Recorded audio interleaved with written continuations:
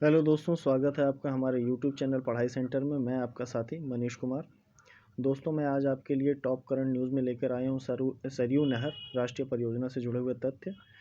दोस्तों, आप इस चैनल को लाइक करें, शेयर करें, सब्सक्राइब करें। तो चलिए शुरू करते हैं आज का टॉपिक, सरयू नहर राष्ट्रीय परियोजना। दोस्तों, आज ये टॉपिक काफ़ी चर्चा में रहा न्यूज़पेपर में, न्यूज़ चैनल्स पे। तो आइए जानते हैं कि क्या ऐसा रहा इस टॉपिक में, ये इतना चर्चा में रहा। तो सबसे पहले देख लेते हैं कि इसका उद्घाटन जो है प्रधानमंत्री नरेंद्र मोदी जी द्वारा 11 दिसंबर 2021 को किया गया।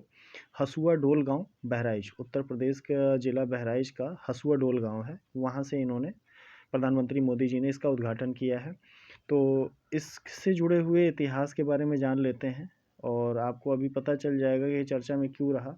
इसकी जो उपयोगिता है वो तो अपनी जगह है ही है, लेकिन जो वर्तमान समय में ये चर्चा में रहा है वो कुछ राजनीतिक कारणों से भी रहा, और उसका कारण आपको इसके इतिहास में जाने पे पता चल जाएगा। ठीक है, तो परियोजना की सर्वप्रथम स्वीकृत हुई थी यह 1971-72 में। यही मुख्य कारण है, क्योंकि 1971-72 में ये परियोजना का शिलान्यास हुआ और ये जाकर के पूर्ण हुआ है दिसंबर 2021 में। ठीक है, तो राजनीति अपनी जगह है, फिलहाल हम इसके तथ्यों पर ध्यान देते हैं। तो परियोजना सर्वप्रथम स्वीकृत हुई 1971-72 में। ठीक है, और सर्वप्रथम इसमें सम्मिलित दो जिले, यानी कि 1971-72 में ये दो जिले ही इसमें शामिल थे, बहराइच और गोंडा। ठीक है दोस्तों, बाद में 1982-83 में इस परियोजना का विस्तार किया गया और इसमें 7 और अन्य जिलों को समाहित किया गया, जहां से सरयू नहर होकर के जिन जिलों से सरयू नदी जिन जिलों से होकर गुजर रही थी। ठीक है, और अगला पॉइंट है कि इसे केंद्र सरकार द्वारा राष्ट्रीय परियोजना का दर्जा दिया गया 2012 में। तो 2012 में राष्ट्रीय परियोजना का दर्जा दिया गया, क्योंकि ये उम्मीद थी कि इसको राष्ट्रीय परियोजना का दर्जा देने से इसके काम में तेज़ी आएगी। तो काम में कितनी तेज़ी आई वो आप देख रहे हैं, और ये कंप्लीट हुआ है जाकर के 2021 में। बाद के दिनों में देखा जाए तो केंद्र सरकार ने पीएम कृषि सिंचाई योजना से जोड़ा इसको, इस सरयू नहर परियोजना को 2015 में। और ये पीएम कृषि सिंचाई योजना क्या है, इसके बारे में इसी वीडियो में नीचे आपको मिलेगा। तो आगे देख लेते हैं इससे जुड़े हुए एक विशेष तथ्य कि इस परियोजना के पूर्ण हो जाने से लाभ क्या होंगे। तो इस परियोजना से जो संचित क्षेत्र होगा, यानी कि जितने क्षेत्रों में सिंचाई की सुविधा और जो भी और लाभ मिलेंगे, वो तो उन क्षेत्रों वो क्षेत्र जो है वो 14,50,000 हेक्टेयर क्षेत्रफल है। ठीक है, तो 14,50,000 हेक्टेयर क्षेत्रफल में इस नहर परियोजना से सिंचाई प्राप्त हो सकेगी। और जो मुख्य नहर है, उस नहर की लंबाई कितनी है, तो दोस्तों उस मुख्य नहर की लंबाई 350 किलोमीटर है। ठीक है, इससे और भी नहरें निकाली गई हैं, लेकिन हमारे काम का सिर्फ मुख्य नहर है, तो मुख्य नहर की लंबाई जो है वो 350 किलोमीटर है। परियोजना में सम्मिलित नदियां कौन कौन सी है दोस्तों, तो घाघरा, सरयू, राप्ती, बाणगंगा, रोहिणी। एक चीज़ मैं यहाँ पे बता दूँ कि घाघरा और सरयू एक ही नदी है, बस कुछ ज़िलों में आकर के घाघरा को भी सरयू नाम दे दिया गया। इसके बारे में भी इसी वीडियो में आपको भी पता चल जाएगा, नीचे मैंने इसके लिए भी बना रखा है। ठीक है, तो घाघरा, सरयू, राप्ती, बाणगंगा और रोहिणी परियोजना से लाभान्वित जिले एवं आबादी। तो दोस्तों 9 ज़िले अभी मैंने ऊपर बता ही दिया कि शुरुआत में 2 ज़िले थे, फिर बाद में 7 ज़िले और ऐड किए गए, तो 9 ज़िले हो गए। तो 9 ज़िलों की लगभग 30 लाख आबादी इससे लाभान्वित होगी। अब 30 लाख आबादी, इस परियोजना के कई लाभ हैं, सिर्फ सिंचाई नहीं होगी कि लगभग सारी की सारी आबादी जाकर के सिंचाई ही करने लगेगी। इस परियोजना के कई फ़ायदे हैं। तो आप आगे के वीडियोज़ जब चलेंगे हमारे, तो उसमें देखेंगे कि किसी भी परियोजना से कोई एक परियोजना किस तरीके से समाज को लाभान्वित करती है, इसके बारे में बाद की किसी वीडियो में बात की जाएगी। तो इस परियोजना से लाभान्वित जिले जो हैं वो 9 हैं और उनकी आबादी लगभग 30 लाख। ठीक है, अब बात करते हैं सरयू नदी की। जैसा कि अभी ऊपर मैंने बताया कि सरयू और घाघरा नदी में कोई अंतर नहीं है, जो अंतर है क्यों है वो हम देख लेते हैं। तो सरयू घाघरा नदी ही है। ठीक है, तो घाघरा नदी का ही नाम जो है वो बहराइच, अयोध्या, फैज़ाबाद में इसको सरयू नाम दे दिया गया, सरयू नाम से कहा जाने लगा।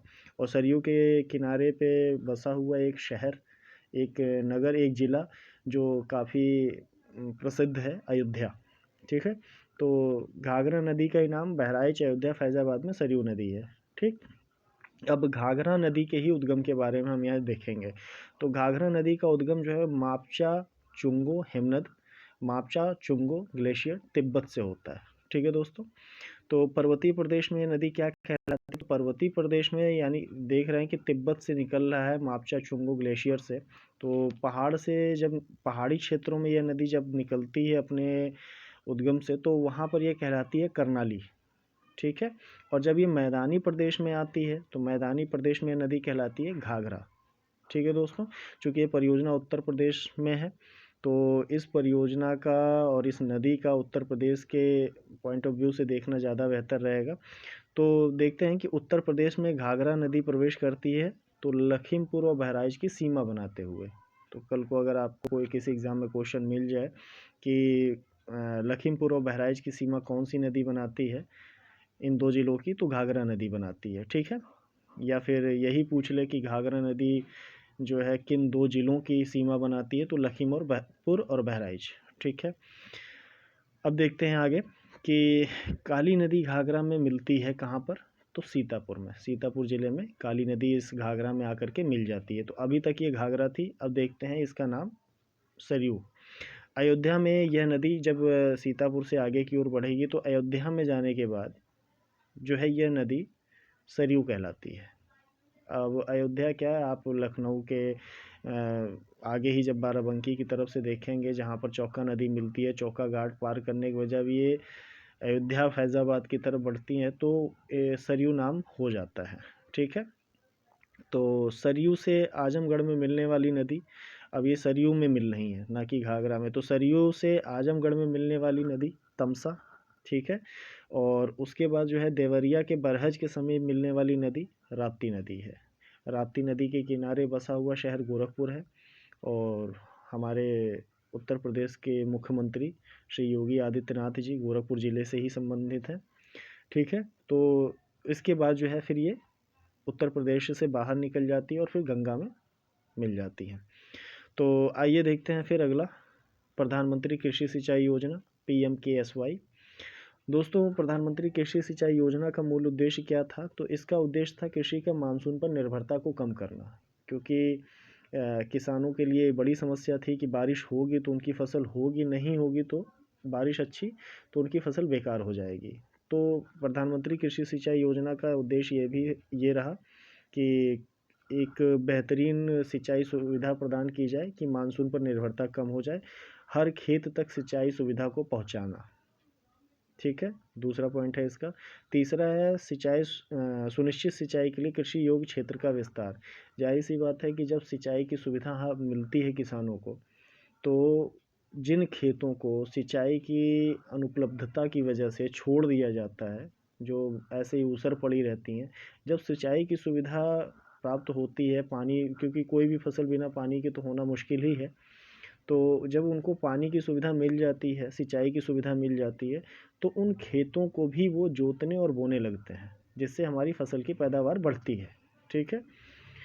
और प्रति बूंद अधिक फसल, यानी कि पानी को बर्बाद होने से बचाया जाए, क्योंकि नालियाँ, कच्ची नालियाँ बना करके दूर खेतों तक पानी ले जाना। और मैंने देखा भी है कि कच्ची नालियाँ मेड़बंदी करके दूर खेतों तक पानी ट्यूबवेल वगैरह से ले जाते हैं, तो बीच में कहीं नाली टूटी तो इधर का पानी उधर गया, तो इससे पानी की बर्बादी भी बहुत होती है। तो इस योजना का एक महत्वपूर्ण उद्देश्य ये रहा कि प्रति बूंद अधिक फसल, यानी कि हमारा पानी बर्बाद होने ना पाए, जितना फसल को आवश्यक है उतना मिले और फसल की पैदावार बढ़े। ठीक है।